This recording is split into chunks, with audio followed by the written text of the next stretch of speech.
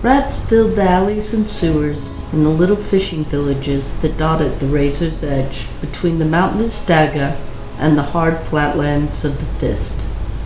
None paid any mind to the rodents that flanked the exploits of 3 children. Chrysalis, Jasper, and Sid Jinx Rabbitkin did not fear the rats, nor the ghost that brought the rodents whenever it was around.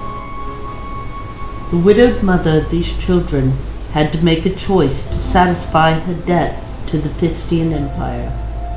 She could sacrifice her children to wyverns so that the beast would leave the fancy cities ruled by the Fistian heresy be. She would never know debt or hunger again, and her cup would never run dry of rum. Or she could sell her 3 young children to Macedonian slavers. Children might be made to work cleaning some noble's house, or they might be sold for perversion. The mother herself had survived a time in the pleasure houses in the West. From the age of 12, it could be managed. The children would live. Slavers were more merciful than wyverns, or so the mother believed. The eldest daughter, Chrysalis, an imaginative girl with striped blue skin, pleaded with her mother to run away. It was impossible to hide the defect of the girl. They could not afford the sugar to keep her skin tanned. "Phaedra will keep us safe," Chrysalis said to her mother. "The dragon from the stories that the rook told at the tavern." "There are no more dragons, child. Those gems were lost when Mordecai's ship was wrecked in the storm after Elysian's fall. No one ever called them back from their gemstones. You are getting too old for such fancies." "No, she's not a dragon," Chrysalis said. "She only shares the name with the dragon. Phaedra is my friend, and she's powerful. She has magic. Please, Mother, I don't want to go with the Macedonians. Jasper and Sid Jinx are too small. Phaedra says she can make us rich and free both. We will have plenty of sugar to hide my blue until I outgrow it. You don't have to do this." Her mother wept bitterly. She knew if they ran, they would be slaughtered. It would be worse than sacrificing her babies to wyverns. The mother sold her children to slavers and took her bounty to start a new life in another part of the world. She changed her name, married a rich man, had a new family, and never mentioned the 3 children she sold in her younger years. Not until she confessed to her daughter on her deathbed many decades later. The Macedonian slavers took the 3 Rabbitkin children to a desolate, abandoned mining village on the edge of the mudlands on the other side of the Dagara Mountains. This village was called Heath's Night. At first, it was not so bad. There were other children that joined Chrysalis and her siblings in a small, flat building of stone at the backside of a noisy and stinky tavern. A bigger boy called Luke looked after them for the first few days. He made sure they ate every day. Chrysalis had plenty of sugar. She and her siblings were less hungry than they had been with their mother. For a short time. "Phaedra, something is not right with Luke," Chrysalis said to her spectral friend. Chrysalis saw a gaunt woman sitting to the right of her, knitting at a patchwork quilt, a ghostly thing that had once been real. Her siblings could sometimes see Phaedra as well. While not afraid, neither Jesper nor Sid Jinx would speak to the apparition. "Ghosts are bad," Jesper said to his sister. "Don't talk to her. She should not be here. She should be where the dead go. Mother said the dead don't belong with the living. That's why we never see Father anymore." "She can't go where the dead go," Chrysalis said.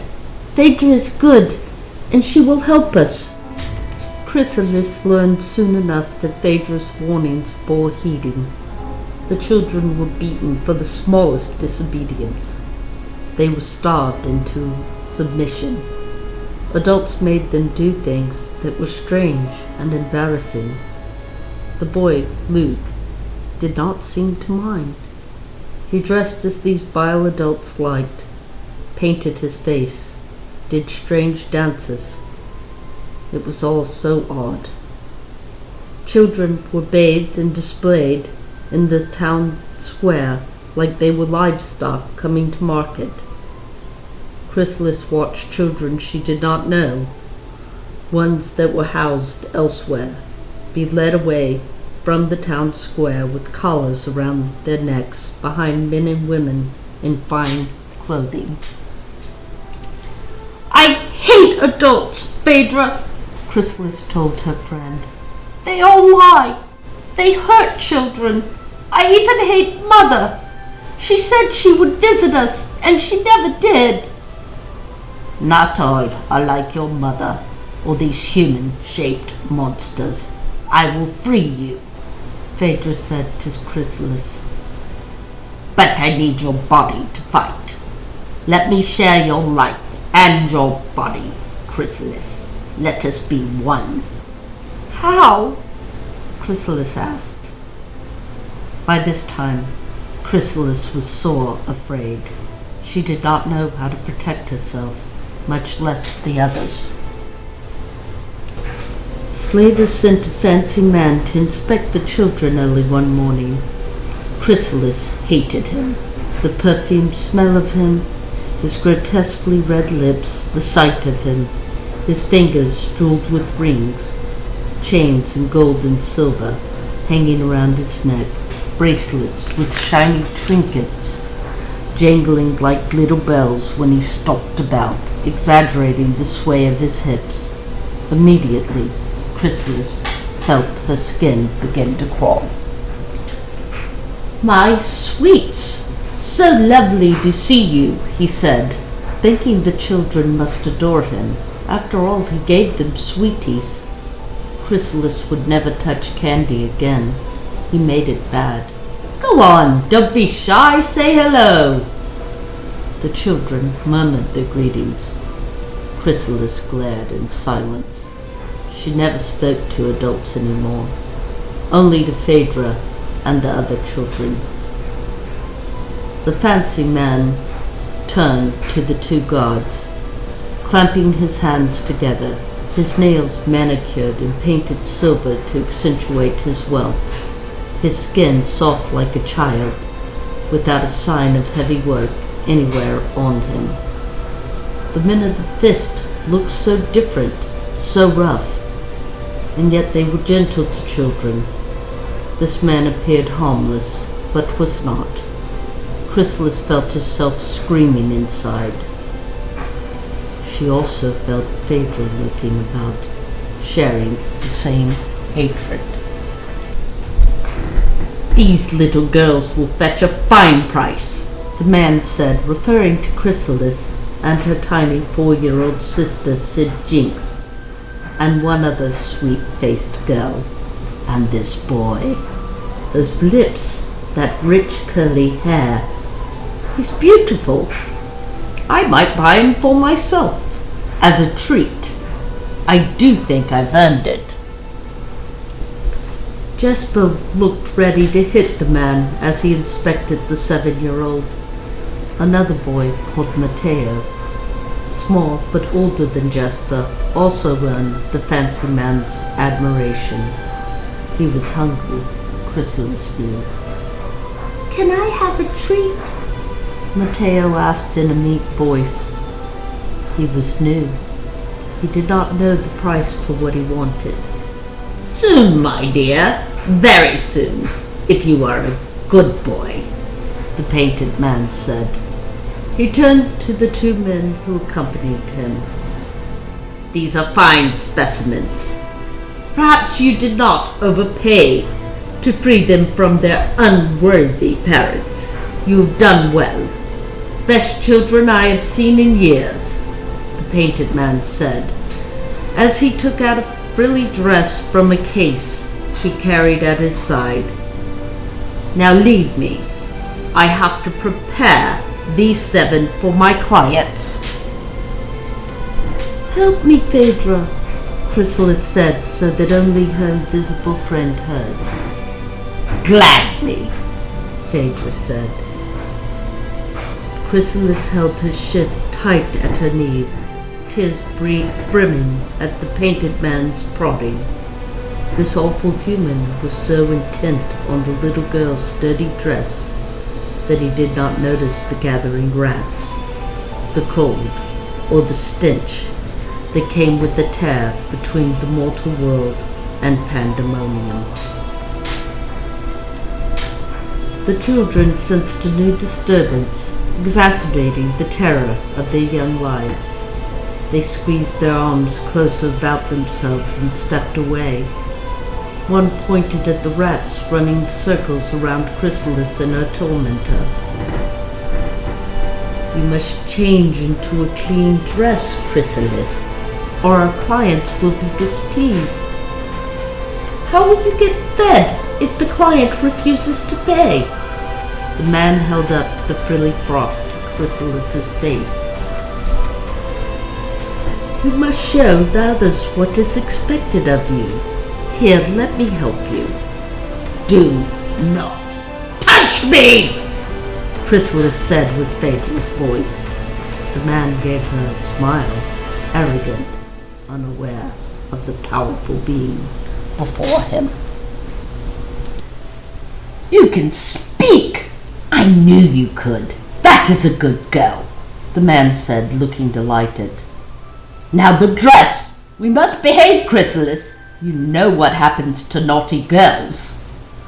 I am not Chrysalis. I am Phaedra. Back off. I know what you intend to do with this one's brother. You foul man. The man reached out to force the girl's dress off. Foolish. Phaedra took hold of his arm, her inhuman strength pushing it back, bending it. He let out a high-pitched scream until the bone gave a satisfying crack. The other children wailed and cried around Chrysalis, none of them aware of the thing that now controlled the little girl. The man flailed about, reaching for a weapon with his good arm. Phaedra rushed at him and ripped his head clean off. One child screamed. The other stood in shocked silence or apathy. Chrysalis, what did you do? Matteo asked in a tremulous voice. I am Phaedra. I protect Chrysalis and all of you. The rats frenzied about the corpse of the foul man, feasting as Phaedra claimed the name of her prey, twisting the foul man's soul into one of the rats, causing him to devour his own flesh. She smiled despite the comfort of her bowels, not a human pain. The soul of Chrysalis struggled, digging into Phaedra's essence, trying to regain control of her own body. The little girl did not know her good fortune. Most creatures of pandemonium rejoiced in the debauchement of innocence. Phaedra was different. She despised the torment of mortal children. Such depravity grew the power of the hierarchy of hell, and Phaedra would not have it. She had felt the distress of Chrysalis years ago and found her struggling in the dark. She was saving Chrysalis, so the child, in turn, could save her. Be calm, child. I will make you strong. Your soul will flare as the sun at its full might. The soul of Chrysalis felt faint, yet sharp and needling. The child's soul merged with Phaedra's own raging spirit. Phaedra repeated promises of light, that one day they would both walk into a shining world of endless creation together. She begged Chrysalis to relent so that they, together, might save the other children. Chrysalis calmed and allowed Phaedra to continue. 6 of the 7 children kept a cautious distance, while the small Matteo, with all his questions, mewed and whimpered, unable to move himself from the headless body of the man who had meant to sell him as a toy for a mortal's perverse pleasure. A rat ran across the boy's feet, and little Sid Jinx plunged forward to scoop it up. She held it to her like a prize. She sniffed at the rodent. "Do not eat that, little sister," Phaedra said. Her voice came out at a gentle rumble. She felt the hunger of the children. It was loud, palpable, and painful. Phaedra tried to soften her voice, make it mimic Sid Jinx's big sister. "It will make you sick. I will find you food." Chrysalis, Matteo asked. how did you make his head fall off like that? Was it magic? "I told you. I am Phaedra. Chrysalis has allowed me to have her body so that we might free the rest of you." Are you going to kill us? Another small girl asked, face wet with tears. I don't want to die. I only want to eat. "No, child," Phaedra said, softening her voice as much as possible, given the rage that had consumed her for untold eons. "I am a protector of children. I will make your life full and good, with food aplenty. We will be an army, a family, and we will shield one another from harm." The door of the old tavern swung open, and 2 men entered, one large and armed with a spiked club, the other skinny and oily with a pistol at his belt. Both men were bald, both sporting Wyvern brands on their foreheads. These 2 were foremen, in charge of guarding the children. "What's going on here? Where's the one that was guarding you?" the big man demanded. "We told you to be silent. We have clients coming to inspect you tonight. If you're good, you'll eat." Phaedra wondered how they could be so clueless. A moment passed, then 2, before realization crossed their faces. "Children, duck behind the bar. Cover your ears. Close your eyes," Phaedra said. Phaedra waited for the children to obey as the men entered the old tavern. She shook a finger at the man with the large club, extending her will and her rage, ripping the face right off the slaver before breaking his bones one by one, cracks and screams with each, until his neck snapped. No light was offered to this man. Phaedra smiled. More rats appeared as the man's corpse fell into an unnatural heap. She pushed it outside for her rodents to feast upon. The oily man took off running, yelling for help. Phaedra searched the tavern, found a trapdoor behind the bar. She opened it with her will, breaking the latch. "Hide in the cellar," Phaedra instructed the children. "There's food. Eat your fill. Do not come out until I return." She exited the ramshackle tavern into the dirty street of red clay. Dust kicked up under the flesh she held. She surveyed the old broken buildings of rotting wood, most abandoned, roofs missing, glass broken in side streets. Old rock-filled mining carts lay forgotten at the edge of her vision.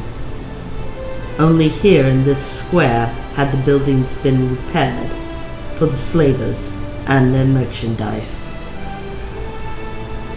A woman appeared from the shop across the road. Phaedra remembered too well the torment this woman had inflicted on Chrysalis and the other children. This duplicitous woman had taught the children to submit to their abusers, the correct number of coins to ask for in exchange for certain acts. Foul woman. Phaedra did not blink an eye or give the woman time to make a sound. Up, up, she sent her, bending her like a twig until her neck snapped. Phaedra dropped her at the door of the shop. More rats joined Phaedra's army.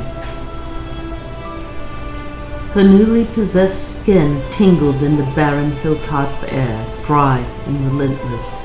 She tasted the thirst of the little girl's body and relished it. She cleared the ramshackle village of slavers, ripping them apart, sending others away screaming. Phaedra was a step closer to freedom. She stood at the end of the lane where the village sign hung at its gate, hoisting 2 flayed slavers up along the crossbeam to serve as warning. Any who harmed a child or allowed a child to be exploited in this world would join her army of rats. "This is not the way," the soul of Chrysalis whispered, retaking control of her own body. "It is the only way I know," Phaedra said, revealing her true form to the child. Chrysalis did not step back in horror. Perhaps the young girl saw the pale knitting woman and not the monstrosity the hierarchy of hell had made of Phaedra. "I am not sad that these evil people are dead, but such vengeance is not for mortals. Tashi Sarah teaches that there are better ways," Chrysalis said, a being that was more than the little girl, Phaedra realized, feeling the burn of possibility in the place between redemption and damnation. "Let us be the light and not the darkness." "I will try."